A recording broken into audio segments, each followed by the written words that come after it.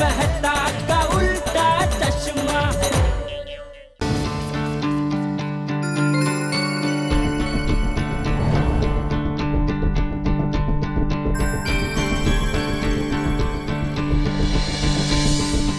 याद से जिनकी मस्तक सबका नमन करे। जेठालाल बने हैं हमारे लोह पुरुष सरदार वल्लभ भाई पटेल।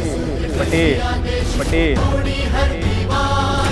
वही हमारे लोह पुरुष है, वही अमर सरदार, वही अमर सरदार, वाह वही अमर सरदार, खंडी पुरुष हूबहू सरदार वल्लभ भाई पटेल लग रहे हैं। आज अगर सरदार पटेल होते तो हमारे साथ कैसे बात करते? तो चलिए हम बात करते हैं हमारे लोह पुरुष से जब ये नए नए सत्याग्रही बने। वल्लभ भाई जी, सुना है बचपन से ही आपका स्वभाव विद्रोही था। मैं जब स्कूल में था तो हमारे कुछ अध्यापक पुस्तक का व्यापार कर रहे थे।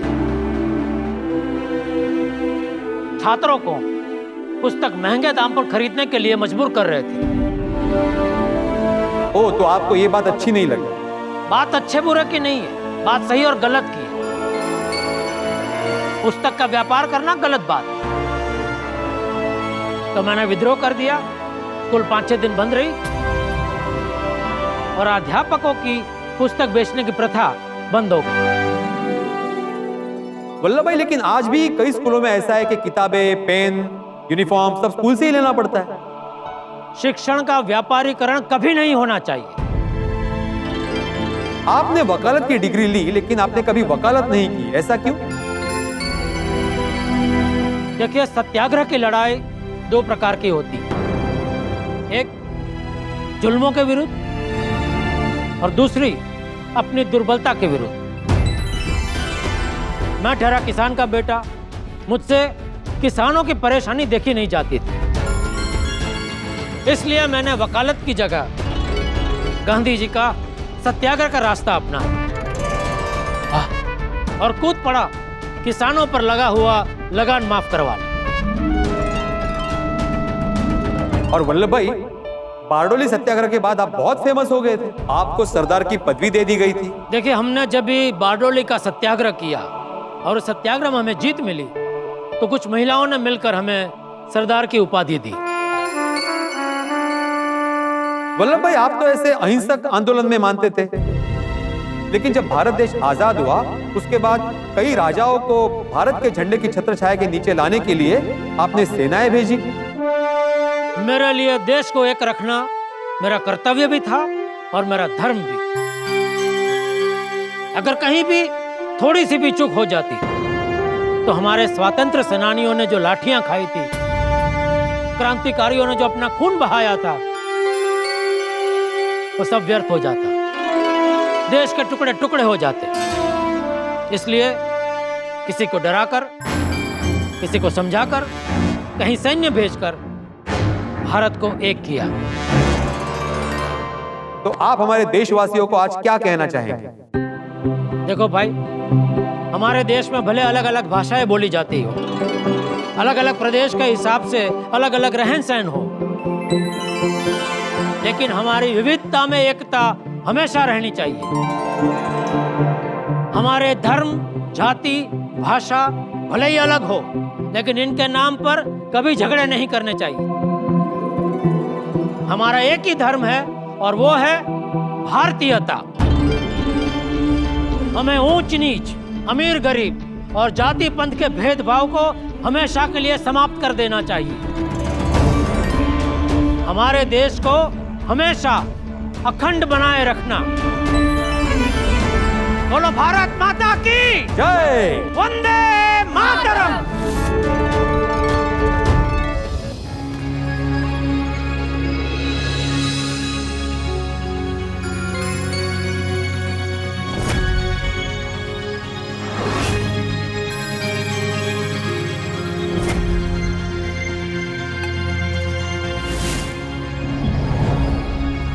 पोपटलाल जी जो बने हैं हमारे राष्ट्रपिता Mahatma Gandhi. Gandhi Gandhi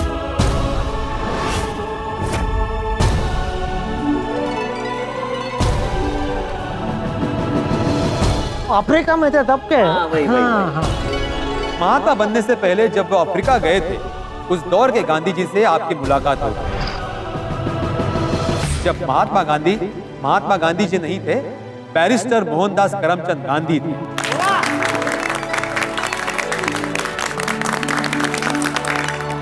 Oh, father of the nation.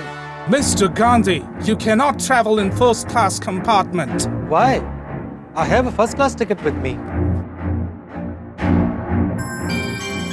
You have to go in third class compartment.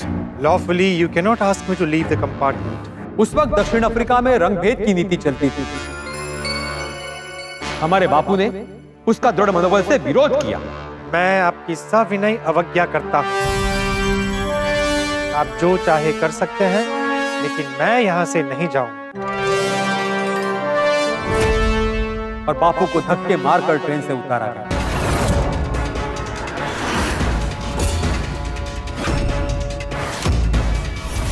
और वो धक्का उनके मन को लगा, और वही धक्का आगे जाकर ब्रिटिश राज को भी लगने वाला था, क्योंकि बैरिस्टर गांधी ने मन में कुछ सोच लिया था। बापू 1903 से लेकर 1914 तक अफ्रीका में रहे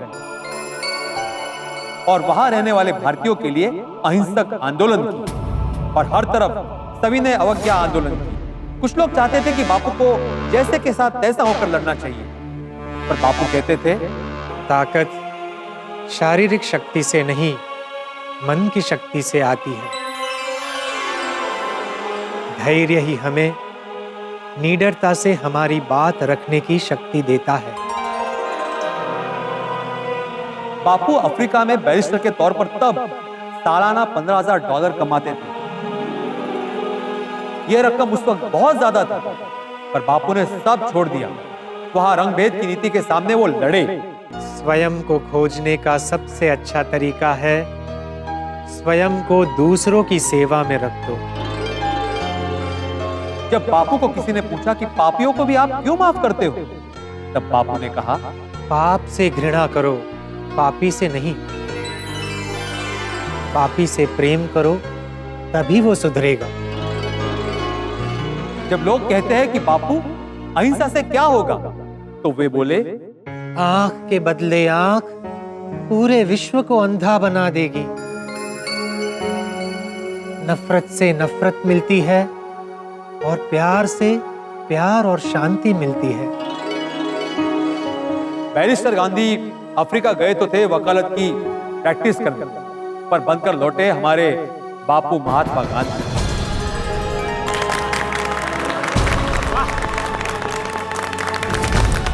महात्मा गांधी जिनका जन्म 2 अक्टूबर को हुआ था, वो दिन पूरे विश्व में अहिंसा दिन के रूप में मनाया जाता था। ऐसे महापुरुष हमारे राष्ट्रपिता महात्मा गांधी को हम सब गोकुलधामवासी शत-शत नमन करते हैं। मेरे देशवासियों, मेरे लिए अहिंसा से बढ़कर कोई धर्म नहीं और सत्य से बड़ा कोई ईश्वर नहीं। जय हिंद। जय हिंद। बापू ने धरती पर लड़ी अजब लड़ाई, न तोप दागी न बंदूक चलाई, दुश्मन के किले पर भी नहीं की चढ़ाई। बाहर फकीर तुमने कैसी गरिमा दिखाई। तो सुंदरलाल बने हैं तात्या टोपे। टोपे, टोपे, टोपे, टोपे।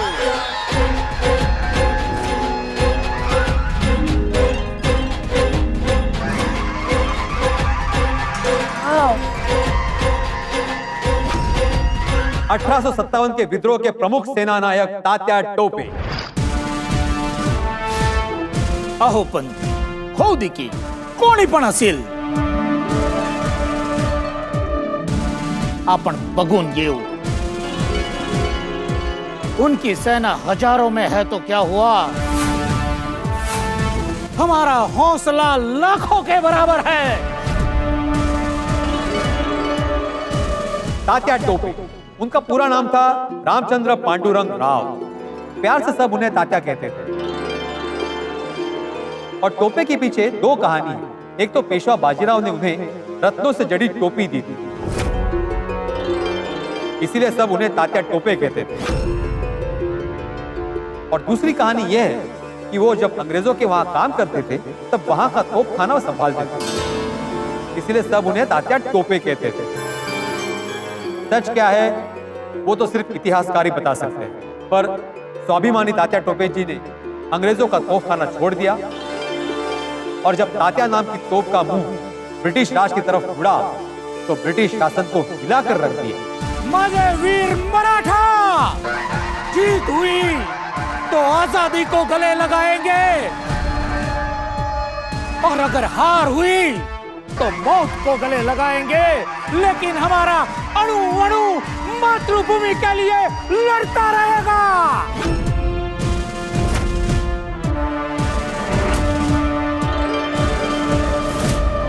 और सच में रानी लक्ष्मीबाई, नाना साहेब पेशवा, राव साहब जैसे वीरों की मृत्यु के बाद भी 1857 की क्रांति में तात्या टोपे पूरे 1 साल तक जंगलों में छिपकर भी लड़ते रहे।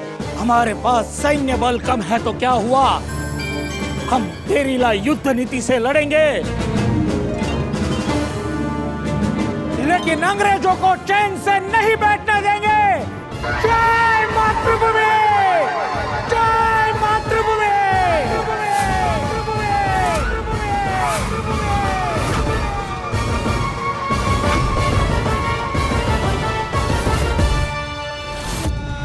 भगत सिंह, राजगुरु, सुखदेव, चलिए आपको हमारे इन 3 वीरों से रूबरू करवाता हूं। सुखदेव जब से 12 वर्ष के थे तब स्कूल में ब्रिटिश अधिकारियों को सलाम ठोका जाता था, तो सुखदेव ने कहा था, मैं झुककर इन ब्रिटिश अधिकारियों को सलाम नहीं करूंगा। तुम्हें इसका सजा मिलेगा। जो होगा वो देखा जाएगा। अगर ये सर झुकेगा तो सिर्फ और सिर्फ मातृभूमि के वंदन के। उसके लिए उनको मार खानी पड़ी थी, पर जहां देशभक्ति का जज्बा होता है वहां कोई रुकावट नहीं होती। भगत सिंह ने शादी तक से इनकार कर दिया था। जब तक ये देश आजाद नहीं होता, भगत के लिए दुनिया की किसी भी सुख से सरोकार नहीं। और राजगुरु भी कुछ ऐसे ही दीवाने थे। अरे मैं किसी अंग्रेज से नहीं डरता, मैं चाहता हूं कि हर अंग्रेज मुझसे डरे। सन 1928 में साइमन कमीशन भारत आया, जिसका भारत में जोर शोर से विरोध हो रहा था। उसके विरोध में पूरे देश में आंदोलन हो रहा था। साइमन गो बैक, साइमन वापस जाओ। पंजाब में जब लाला लाजपत राय के नेतृत्व में विरोध हो रहा था तब अंग्रेजों ने उन पर बड़ी बेरहमी से लाठियां बरसाई। उस लाठीचार्ज की वजह से लाला जी की मृत्यु हुई। तब भगत सिंह, सुखदेव और राजगुरु का खून खौल उठा। ये जुल्म है और इस जुल्म की कीमत ब्रिटिश राज को चुकानी पड़ेगी। अब तो हमला होगा, हमला!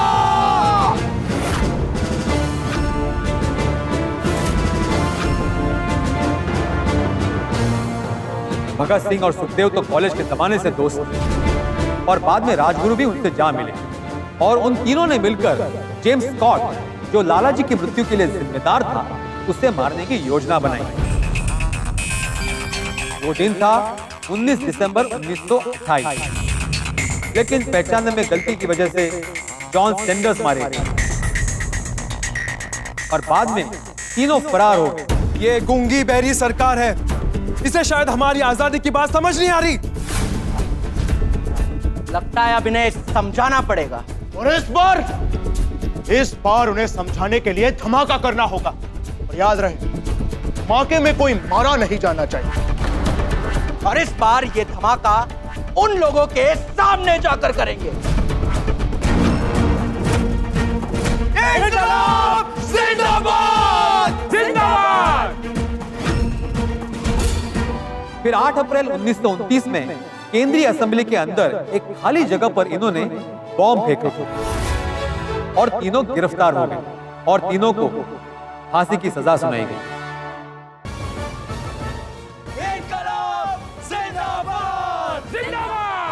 तीनों को जब फांसी दी गई तो भगत सिंह और सुखदेव सिर्फ 24 साल के थे और राजगुरु 23 साल।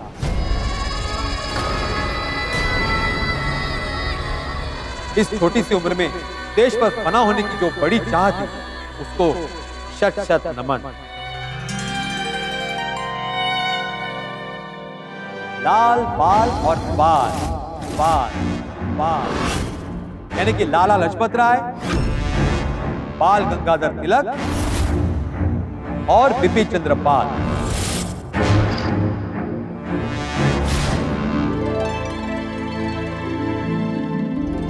लाला लाजपत राय का जन्म लुधियाना नगर के जगराय कस्बे में हुआ है। वे भारतीय पंजाबी लेखक केसरी के नाम से भी जाने जाते हैं। युवाओं, हिंद में भेदभाव और ऊंच नीच की कुप्रथा को बदलो और उच्च शिक्षा हासिल करो। वाह वाह, सबको एक करके स्वतंत्र राष्ट्र के लिए लड़ो। महाराष्ट्र के रत्नागिरी के बाल गंगाधर तिलक बचपन में पिताजी के पास संस्कृत सीखते थे। तभी से भारतीय संस्कृति के प्रति अतुल्य भाव पैदा हुआ और राष्ट्र की स्वतंत्रता के लिए उग्र बने। स्वराज मेरा जन्म सिद्ध अधिकार है और उसे मैं लेकर ही रहूंगा। तिलक जब बर्मा की मंडाले जेल में थे, तब उन्होंने मराठी भाषा में गीता लिखी, जिसका नाम है गीता रहस्य। तिलक ने भारतीयों को एक करने के लिए सार्वजनिक गणेश उत्सव की शुरुआत की थी। और अब लाल बाल पाल में आते हैं बिपिन चंद्र पाल, जिनका जन्म बंगाल के हबीबगंज में हुआ था, जो अभी बांग्लादेश में। बिपिन चंद्र ने स्वराज और न्यू इंडिया के नाम से मासिक पत्र निकाला, जिसने स्वतंत्रता के आंदोलन की आग में घी का काम किया। शस्त्र कानून के लिए उन्होंने कहा, मेरे देशवासियों, मेरे बांधवों, ब्रिटिशरों ने शस्त्र कानून क्यों लाया? अगर वो शस्त्र रख सकते हैं तो हम क्यों नहीं? जैसे उन्हें अपनी रक्षा करने का हक है, वैसे ही हमें भी है।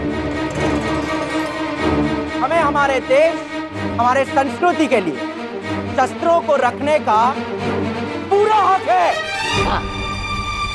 अंग्रेजों की नीति थी फूट डालो और राज करो, डिवाइड एंड रूल। सन 1905 में लॉर्ड कर्जन ने मुस्लिम बहुमत वाले बंगाल को अलग किया और तब पूरे देश में विरोध की ज्वाला उठी। तब पंजाब से लाला लाजपत राय, महाराष्ट्र से बाल गंगाधर तिलक और बंगाल से बिपिन चंद्र पाल ने जबरदस्त आंदोलन किया और यही से इतिहास में ये तीनों लाल बाल पाल के नाम से जाने गए। एकता से ना कोई समझौता होगा, अखंड देश का ना कोई टुकड़ा होगा। भंग भंग हुआ तो आंदोलन होगा। भंग भंग नहीं होगा, भंग भंग नहीं होगा, भंग भंग नहीं होगा। जय हिंद।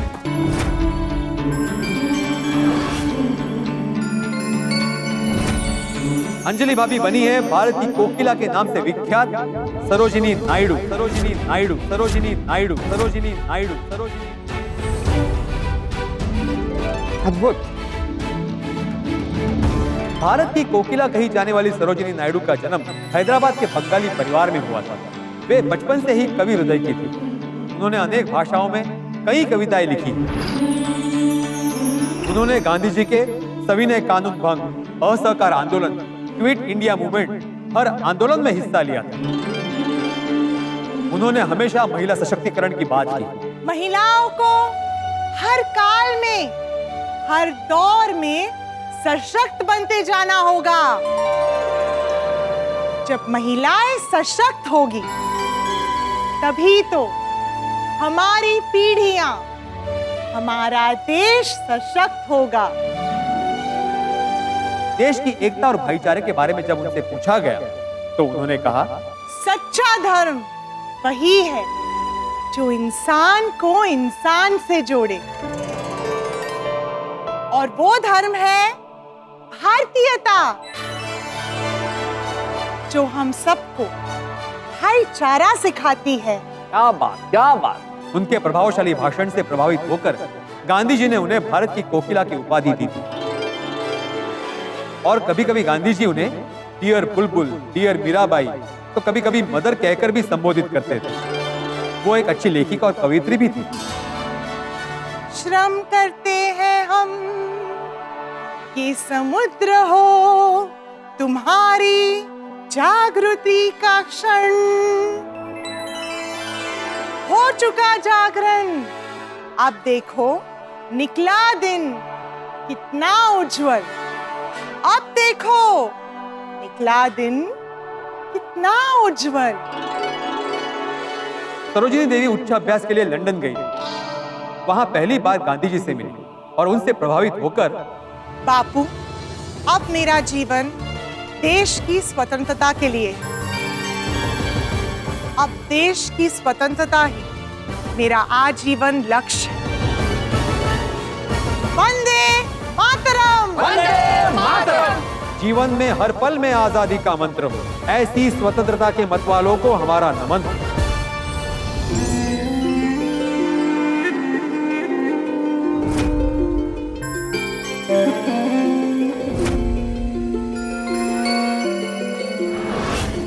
हमारे साइंटिस्ट अय्यर बने हैं पिंगली वेंकैया जी। वेंकैया जी, वेंकैया जी, वेंकैया जी।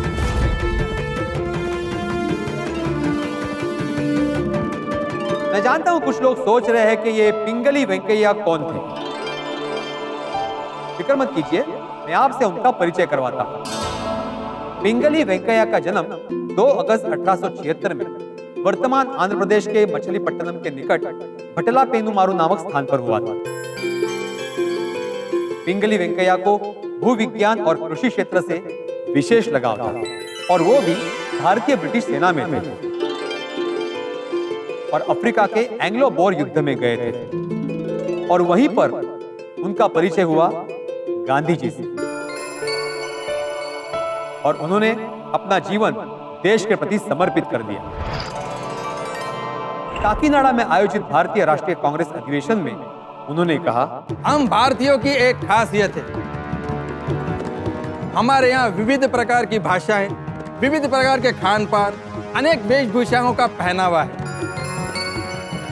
लेकिन हमें एक छत्र के नीचे आना हो, अपनी पहचान बनाना हो, अपनी पहचान को सर्ववादित करना हो, तो उसके लिए हमें एक फ्लैग मतलब एक झंडे की आवश्यकता है। वाह! और उनकी इस बात से प्रभावित होकर बापू ने उन्हें राष्ट्रीय ध्वज का प्रारूप तैयार करने का सुझाव दिया। 1916 से 1921 5 वर्ष तक उन्होंने लगभग 30 देशों के झंडों का अभ्यास किया और हमारे देश को पूर्ण समझकर उन्होंने हमारे झंडे में केसरी रंग होगा जो कि साहस और बलिदान का प्रतीक है। हमारा देश कृषि प्रधान देश है, इसलिए हमारे झंडे में हरा रंग भी होगा। और बापू के सुझाव पर उसमें शांति और सच्चाई का सफेद रंग आया और ऐसे बना हमारा तिरंगा। पहले उसमें चरखा था, फिर अशोक चक्र आया। हमारा राष्ट्रीय ध्वज जो हमारी स्वतंत्रता और सार्वभौमिकता का प्रतीक है। हमें हमारे झंडे के सामने सर झुकाना है, लेकिन हमारे झंडे को कभी झुकने नहीं देना है। जय हिंद। मेरी सोनू जो किरदार निभाने वाली है, उनका परिचय कुछ इस प्रकार देना चाहता हूं। वो बचपन से ही विचारशील और वीर, मोरपंत तांबे और भागीरथी बाई की सुपुत्री, जिनका बचपन का नाम था मणिकर्णिका। मणिकर्णिका पवित्र नदी गंगा का भी एक नाम है। मणि यानी कि रत्न, और वो रत्न है झांसी की रानी लक्ष्मीबाई। लक्ष्मीबाई, लक्ष्मीबाई, लक्ष्मीबाई, लक्ष्मीबाई।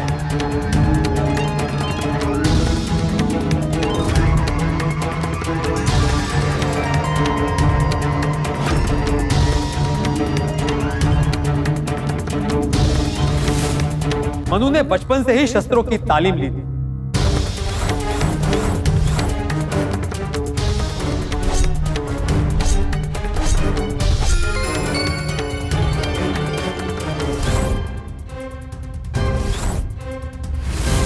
वो बिजली की गति से वार करती थी।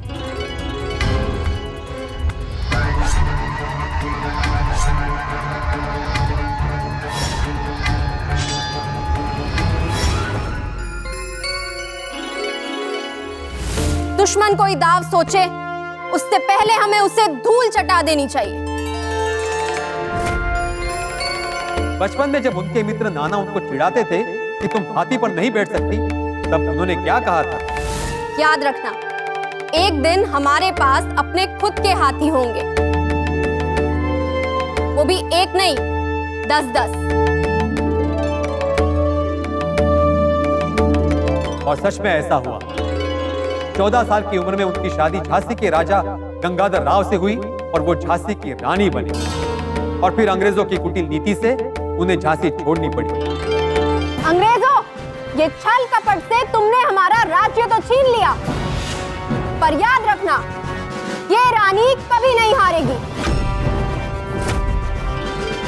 कसम है मुझे, मैं अपनी आखिरी सांस तक अपनी मातृभूमि के लिए लड़ती रहूंगी। उनकी ये ललकार हर तरफ गूंज उठी। मैं अपनी झांसी नहीं दूंगी।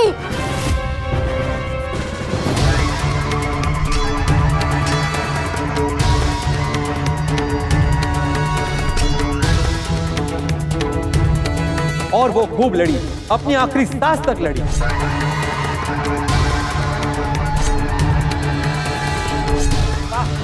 तेरा स्मारक तू ही होगी, तू खुद अमिट निशानी थी। बुंदेले हर बोलो के मुंह हमने सुनी कहानी थी।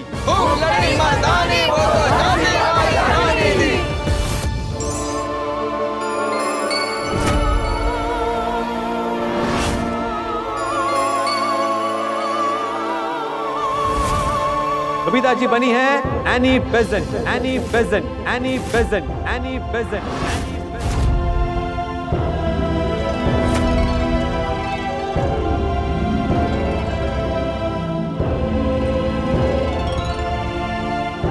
क्या बने हैं? Doctor Annie Besant.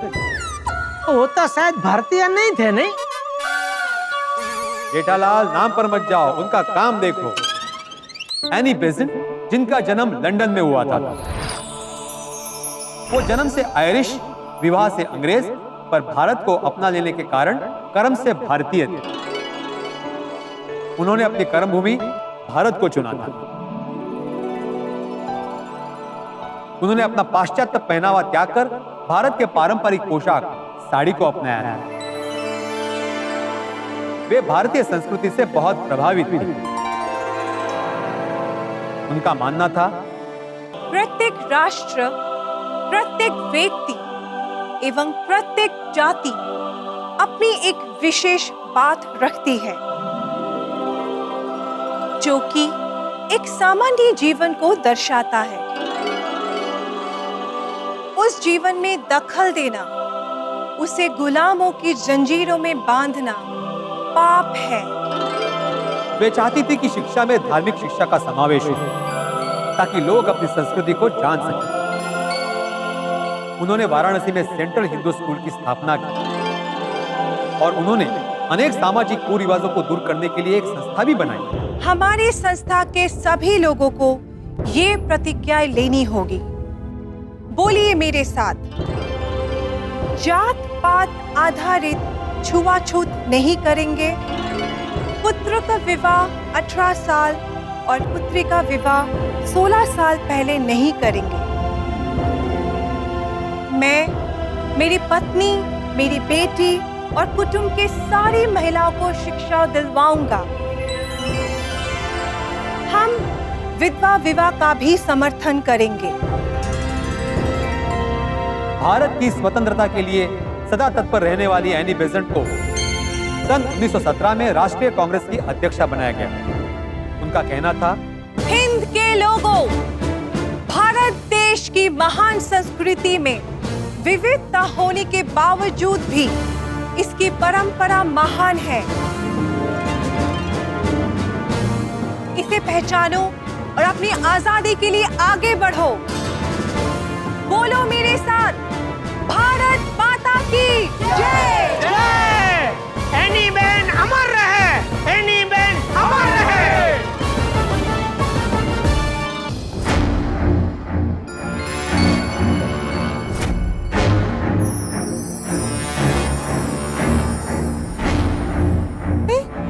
कौन बनियो छे? सोडी भाई, जो बने हैं वीर क्रांतिकारी उधम सिंह, उधम सिंह, उधम सिंह, उधम सिंह।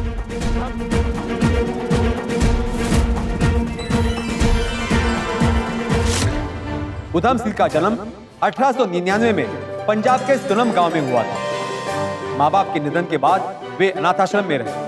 वहां उनका नाम उधम सिंह रखा गया। उनका बचपन का नाम शेर सिंह था और उनकी दहाड़ भी शेर जैसी थी।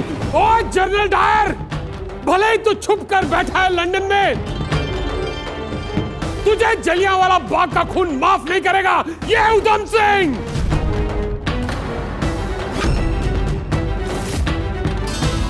और फिर उधम सिंह नाम और हुलिया और भेष बदलकर अफ्रीका, नैरोबी, ब्राजील से होते हुए लंदन पहुंचे।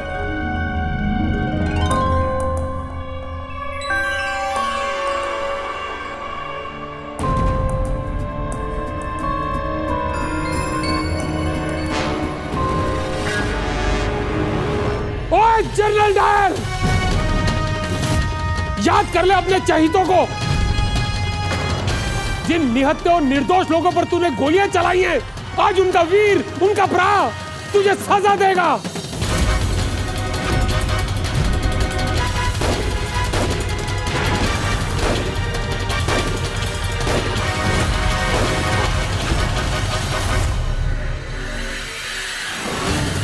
उधम सिंह परम देशभक्त और सर्वधर्म समभाव में मानने वाले थे। वो अपना नाम बताते थे, मेरा नाम है राम मोहम्मद सिंह आजाद। मुझे गर्व है कि मैंने भारत में जन्म लिया। भले ही हम अलग अलग धर्म और अलग अलग जाति के, पर हमें एक चीज जोड़ के रखती है और वो है भारतीयता। वंदे मातरम! वंदे मातरम! जनरल डायर को मारने के जुर्म में उन्हें वही लंदन में फांसी दी गई, लेकिन उनका नाम हर हिंदुस्तानी की जबान और दिल में है।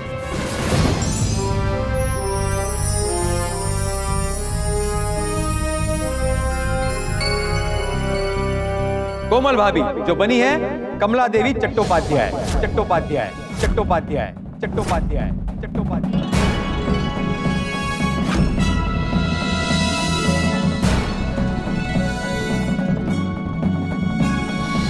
कमला देवी का जन्म कर्नाटक के मैंगलोर में हुआ था। कमला देवी गांधी जी के विचार से जुड़ गए। उन्होंने भारत की आजादी के लिए विश्व के कई देशों का दौरा किया था। मैं विश्व के सभी बुद्धिमंतों और मानवता में विश्वास रखने वाले लोगों से अपील करती हूं कि भारत की स्वतंत्रता के लिए खुले मन से सरोकार कीजिए। कमला देवी ने आजादी के बाद भी एक से बढ़कर एक काम की, जैसे शरणार्थियों को बसाना। पाकिस्तान से आए हुए कई लोगों को उन्होंने फरीदाबाद में बसाया। उन्होंने कई संस्थाओं के गठन में महत्वपूर्ण भूमिका निभाई, जैसे हस्त एवं शिल्प बोर्ड की स्थापना की और संगीत एकेडमी और नेशनल स्कूल ऑफ ड्रामा की स्थापना की। हमें शिक्षण के साथ हमारे पारंपरिक हस्त और शिल्प कलाओं का भी संवर्धन करना चाहिए और संगीत, अभिनय जैसे कलाओं को भी शिक्षण में शामिल करना चाहिए। उन्होंने कई पुस्तकें लिखी और उन पर भी कई पुस्तकें लिखी गई। उन्हें रामन मेगसेसे अवार्ड, पद्म भूषण, पद्म विभूषण जैसे खिताब दिए गए और सन 2017 से कमला देवी चट्टोपाध्याय राष्ट्रीय पुरस्कार बुनकर और शिल्पकारों को दिया जाता है। जब नमक कानून तोड़ा गया तब गिरफ्तार होने वाली ये पहली महिला थी। कमला देवी, आपको गिरफ्तार किया जा सकता है। नमक जो हर किसी का हक है, नमक जो कुदरत की नेमत है और इस पे हर किसी का हक है। इस धरती के नमक का हक अदा करने के लिए हम इस नमक के कानून को नहीं मानते, चाहे आप हमें जेल भेज दीजिए। भारत माता की जय! भारत माता की जय! भारत माता की जय!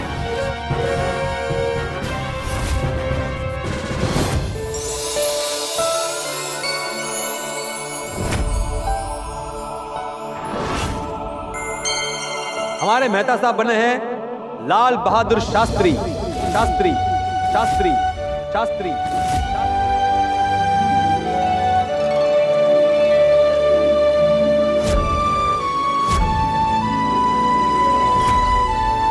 लाल बहादुर शास्त्री से कौन परिचित नहीं? भाई, यहाँ तो लाल बहादुर शास्त्री जी से सभी लोग परिचित हैं, नहीं?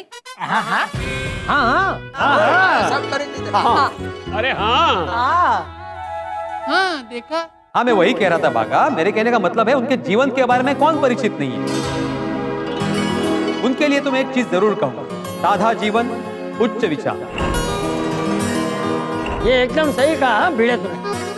लाल बहादुर शास्त्री जी एकदम सादगीपूर्ण जीवन जीते थे और अपना काम खुद करते थे।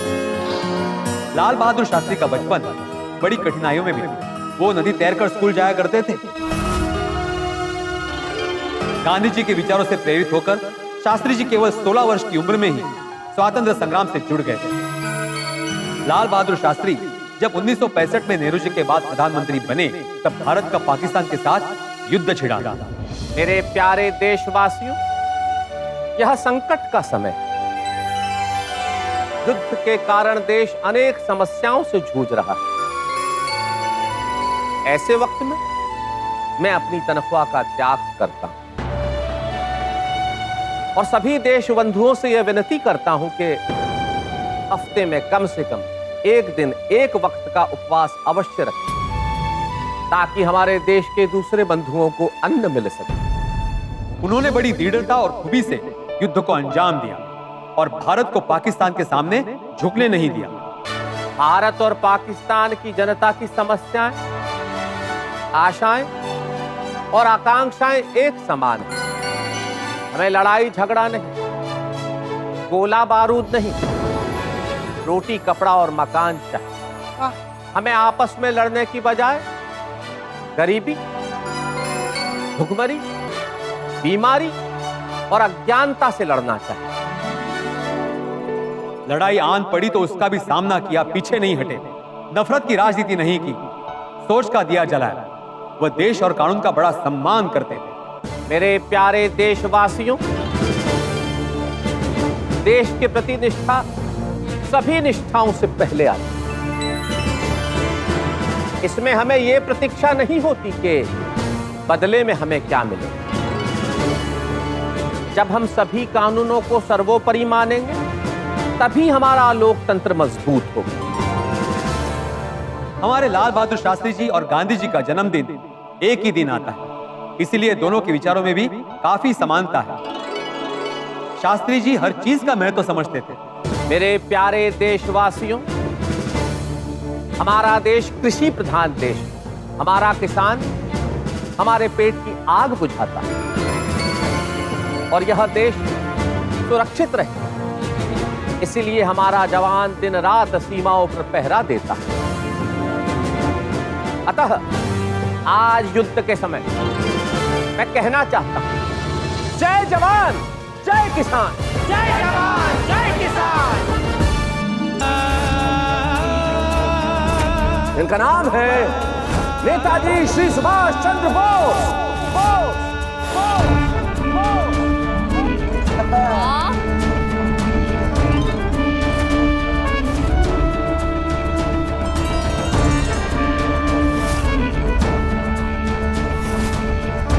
नेताजी श्री सुभाष चंद्र बोस का जन्म 23 जनवरी 1897 को हुआ। जानकीनाथ और श्रीमती प्रभा देवी के घर जन्मा यह सुपुत्र, जिन्होंने देश का नाम न केवल रोशन किया, बल्कि हम सब में गर्व का भाव भरा। उनके पिताजी चाहते थे कि वो ICS बने और नेताजी ने उनके पिताजी की इच्छा को पूरा भी किया। ICS की इस कठिन परीक्षा में उन्होंने चौथा स्थान भी प्राप्त किया, लेकिन उनके मन में तो कुछ और ही चल रहा था। मैं अंग्रेजों के अधीन रहकर काम नहीं कर सकता। अगर ये देश हमारा है तो उस पर दूसरे राज क्यों करते हैं? क्योंकि नेताजी देश के लिए कुछ करना चाहते थे, आजादी के लिए कुछ करना चाहते थे। 1938 में हमारे बापू महात्मा गांधी ने उन्हें कांग्रेस का अध्यक्ष बनाया।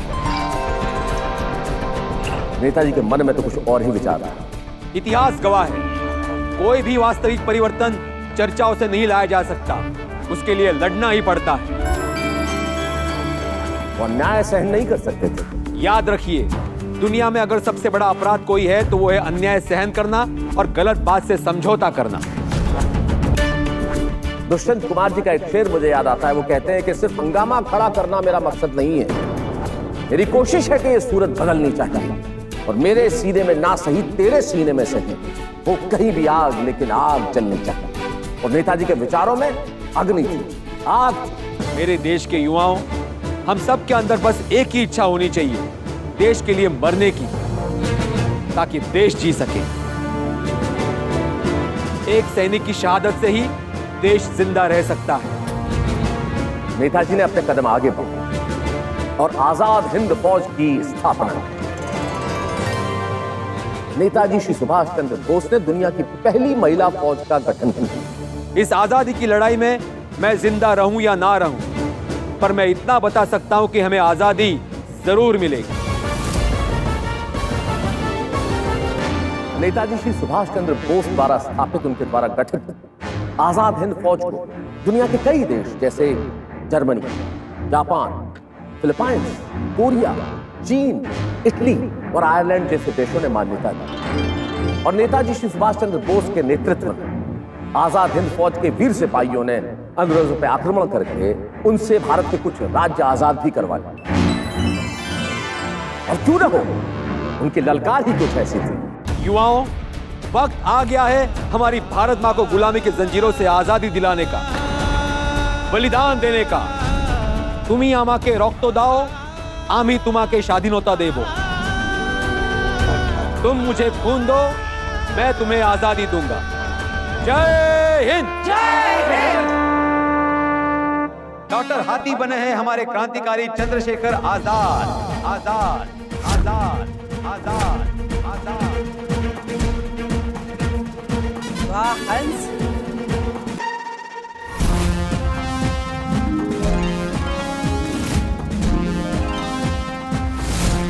क्या बात है। चंद्रशेखर आजाद जी 14 वर्ष की आयु से ही गांधी जी के असहकार आंदोलन में जुड़ गए। चंद्रशेखर आजाद का नाम आजाद कैसे पड़ा, यह भी बड़ा रोचक किस्सा है। जब असहकार आंदोलन में वे पकड़े गए, तब जज ने उन्हें पूछा,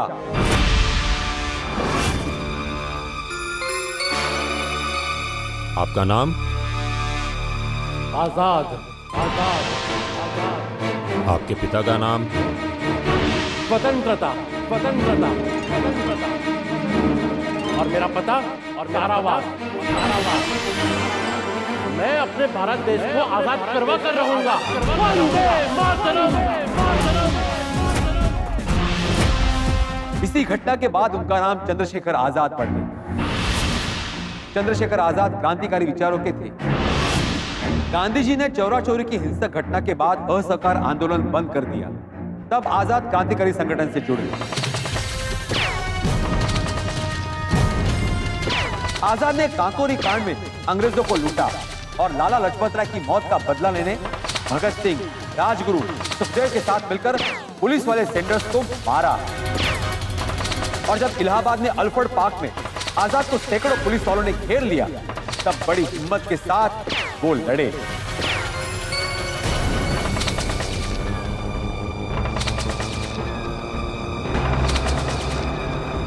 चिंगारी आजादी की सुलगती मेरे जिस्म में है, इंकलाब की ज्वालाएं लिपटी मेरे बदन में है। मौत जहां जन्नत हो, ये बात मेरे वतन में है। कुर्बानी का जज्बा जिंदा मेरे कफन में है। वाह वाह वाह, मैं आजाद हूं और आजाद ही रहूंगा। और चंद्रशेखर आजाद ने लड़ते लड़ते आखिरी गोली अपने आप को मारी और वे कभी अंग्रेजों के हाथ नहीं आए। आजाद आजाद ही रहे।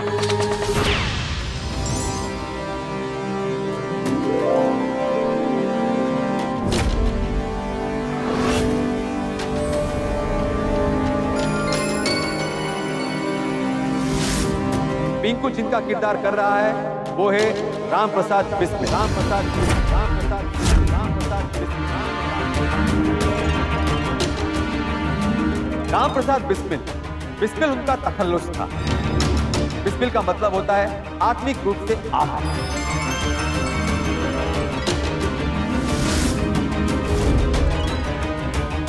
जिसके देश के सीने पर गुलामी की बेड़ियां पड़ी हो, उसका दिल तो घायल ही होता है। राम प्रसाद बिस्मिल भी सभी क्रांतिकारियों के साथ काकोरी कांड में शामिल थे। खुद सिर्फ 8वीं तक ही पढ़े थे, पर अच्छे कवि, शायर, अनुवादक और इतिहासकार थे।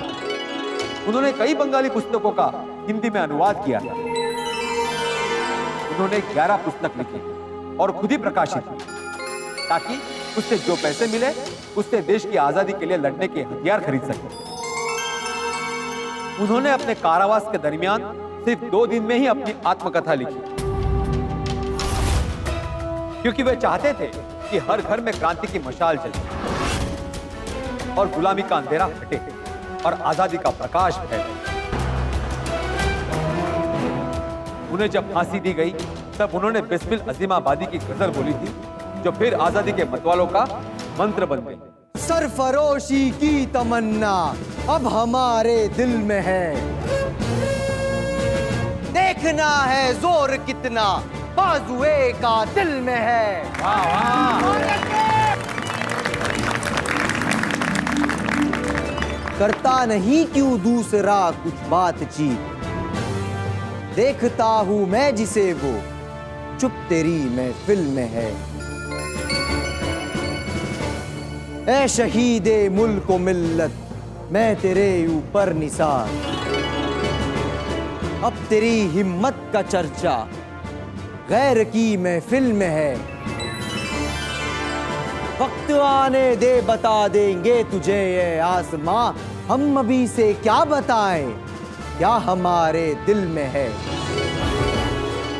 खींच कर लाई है सबको कत्ल होने की उम्मीद, आशिकों का आज जमघट ऊंचाई का दिल में है। सरफरोशी की तमन्ना अब हमारे दिल में है।